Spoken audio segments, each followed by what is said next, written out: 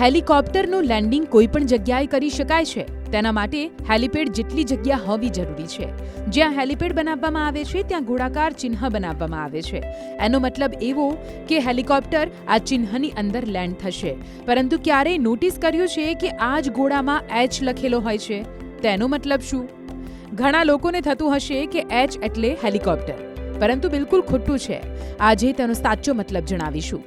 દુનિયામાં વીવીઆઈપી લોકો જ હેલિકોપ્ટરનો ઉપયોગ કરે છે, જેના માટે ખાસ પ્રબંધ કરવામાં આવે છે.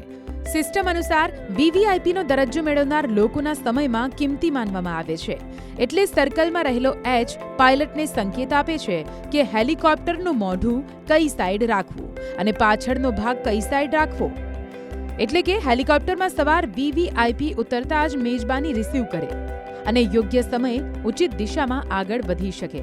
એટલા માટે એચ સિમ્બોલ દોરવામાં આવે છે.